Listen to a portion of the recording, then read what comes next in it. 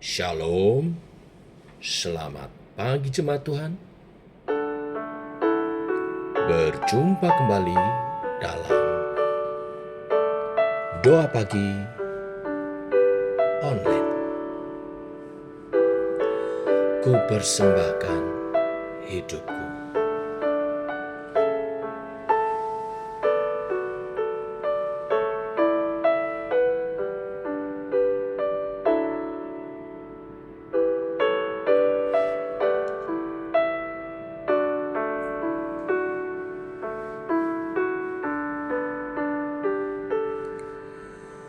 Ini aku, semua milikku, ku serahkan padamu, Tuhan. Penyesalan dan kebanggaan, suka dan duka, semua ku serahkan. Yang telah lalu, yang akan datang, hasrat dan harapan yang terbayang, masa depan dan rencanaku, semua ku serahkan dalam tangan-Mu.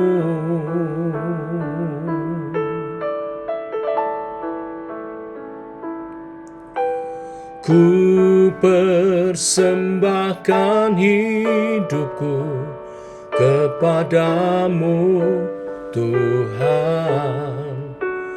Untuk kemuliaan-Mu, ku berikan hidup ini sebagai persembahan yang berkenan padamu.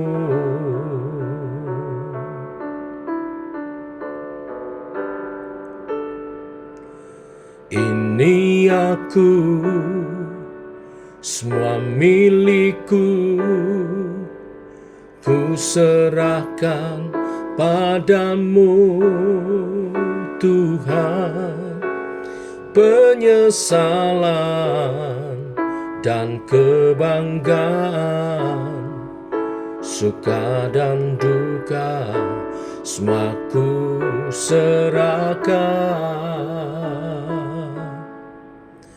Yang telah lalu, yang akan datang, hasrat dan harapan yang terbayang, masa depan dan rencanaku, semua ku serahkan dalam tangan-Mu. Ku persembahkan hidupku kepadamu, Tuhan. Untuk kemuliaan-Mu, ku berikan hidup ini sebagai persembahan yang berkenan padamu.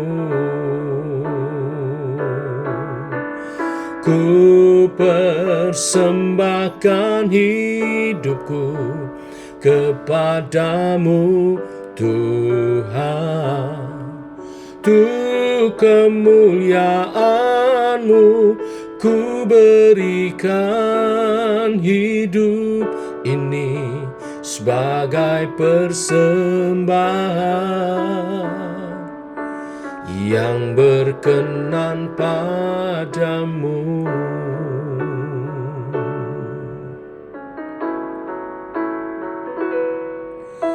Ku persembahkan hidupku kepadamu, Tuhan.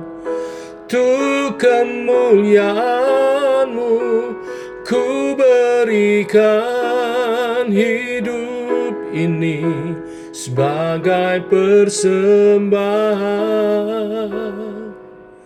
yang berkenan padamu.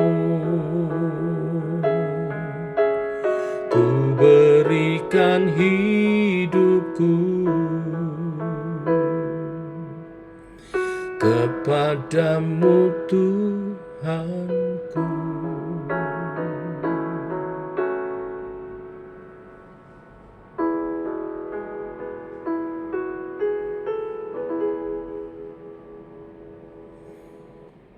Tiba waktunya untuk kami merenungkan firman-Mu.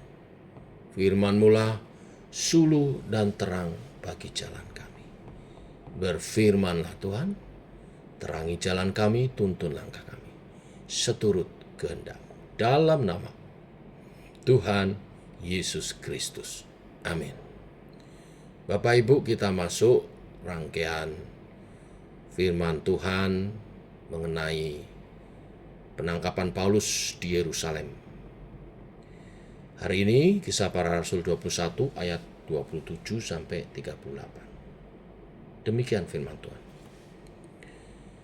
Ketika masa 7 hari itu sudah hampir berakhir, orang-orang Yahudi yang datang dari Asia melihat Paulus di dalam bait Allah. Lalu mereka menghasut rakyat dan menangkap dia. Sambil berteriak, "Hai orang-orang Israel, tolong, inilah orang yang di mana-mana mengajar semua orang untuk menentang bangsa kita dan menentang hukum Taurat dan tempat ini. Dan sekarang ia membawa orang-orang Yunani pula ke dalam bait Allah dan menajiskan tempat suci ini. Sebab mereka telah melihat Trofimus dari Efesus sebelumnya bersama-sama dengan Paulus di kota, dan mereka menyangka bahwa Paulus telah membawa dia ke dalam bait Allah. Maka gemparlah seluruh kota, dan rakyat datang berkerumun, lalu menangkap Paulus dan menyeretnya keluar dari bait Allah. Dan seketika itu juga semua pintu gerbang bait Allah itu ditutup. Sementara mereka merencanakan untuk membunuh dia, sampailah kabar kepada kepala pasukan bahwa seluruh Yerusalem gempar. Kepala pasukan itu segera bergerak dengan prajurit-prajurit dan perwira-perwira dan mendapatkan orang banyak itu. Ketika mereka melihat dia dan prajurit-prajurit itu, berhentilah mereka memukul Paulus. Kepala pasukan itu mendekati Paulus, menangkapnya dan menyuruh mengikat dia dengan 2 rantai. Lalu bertanya, siapakah dia dan apakah yang telah diperbuatnya? Tetapi dari antara orang banyak itu ada yang meneriakkan kepadanya ini, ada pula yang meneriakkan itu. Dan oleh karena keributan itu, ia tidak dapat mengetahui apa yang sebenarnya terjadi. Sebab itu, ia menyuruh membawa Paulus ke markas. Ketika sampai ke tangga, Paulus terpaksa didukung prajurit-prajurit karena berdesak-desaknya orang banyak yang berbondong-bondong mengikuti dia sambil berteriak, "Enyahkanlah dia." Sampai sini pembacaan kita. Bapak Ibu jemaat Tuhan, patut untuk direnungkan. Narasi hari ini membukakan kepada kita betapa mudahnya orang-orang Yahudi tersurut amarahnya. Mereka telah sangat dibutakan oleh kebanggaan agama yang kosong. Setiap hal yang mengganggu identitas agama mereka selalu diresponi dengan amarah. Iman yang membuahkan kemarahan, kepicikan, kebencian, dan perasaan tidak aman dari para pengikutnya tidak mungkin iman sejati. Bagaimana mungkin mereka berani melanggar kesucian bait Allah dengan berencana memukul sampai mati seorang yang sedang menjalankan ibadahnya? Paulus sedang menjalankan ibadah Yahudi. Dia berpuasa dan bernasar bahkan. Hari di mana ia ditangkap adalah hari terakhir dia menyelesaikan puasa dan nasarnya. Anehnya ini dilakukan dalam rangka membela agama mereka. Inilah kesalahan dari orang-orang Yahudi. Mereka berespon kepada situasi apapun dengan cara yang berbeda dengan rencana Allah. Sejak dulu mereka gagal setia kepada Allah yang menyelamatkan mereka. Mereka memberontak kepada Allah. Hingga tiba saatnya Allah memanggil mereka untuk beriman kepada anaknya pun, mereka tetap bertindak dengan cara yang sama, yaitu melawan Tuhan dan hamba-hambanya. Apakah perbedaan antara semangat yang menyala-nyala dari Paulus dengan kegigihan mereka memukul Paulus? Perbedaannya adalah Paulus digerakkan oleh cinta kepada Allah dan umatnya, sedangkan mereka digerakkan oleh perasaan paranoid, kesempitan hati, kebanggaan diri yang salah. Agama sejati harus digerakkan oleh kasih kepada Allah dan sesama.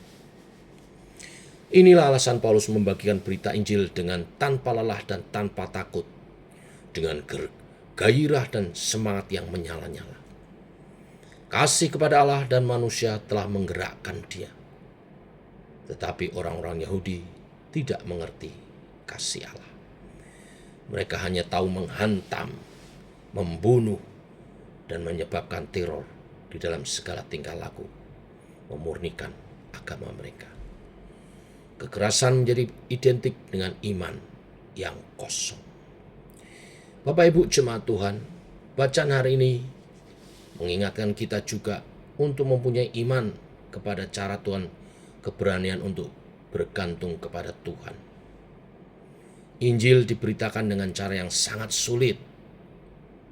Paulus berhasil selamat dari orang-orang Yahudi yang membencinya di Efesus, tetapi ternyata mereka justru terus mengejar dan berhasil menggerakkan orang untuk menangkap Paulus di Yerusalem.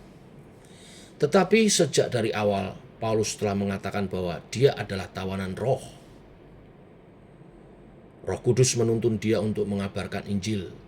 Terkadang tuntunan itu terasa begitu indah dan penuh berkat, tetapi terkadang kita tidak sanggup melihat kebaikan dari tuntunan itu seperti yang dialami Paulus. Karena tuntunan itu malah membahayakan dan dapat mencelakakan kita secara jasmani. Tetapi inilah penggenapan dari perkataan Kristus. Bukankah ini yang Yesus Kristus katakan dalam Lukas 21 ayat 12? Tetapi sebelum semuanya itu, kamu akan ditangkap dan dianiaya. Kamu akan diserahkan ke rumah-rumah ibadat dan penjara-penjara. Dan kamu akan dihadapkan kepada raja-raja dan penguasa-penguasa oleh karena namaku. Marilah kita bersiap, bukan hanya ketika tuntunan Tuhan membawa kita ke dalam keadaan yang baik, jaya, dan megah.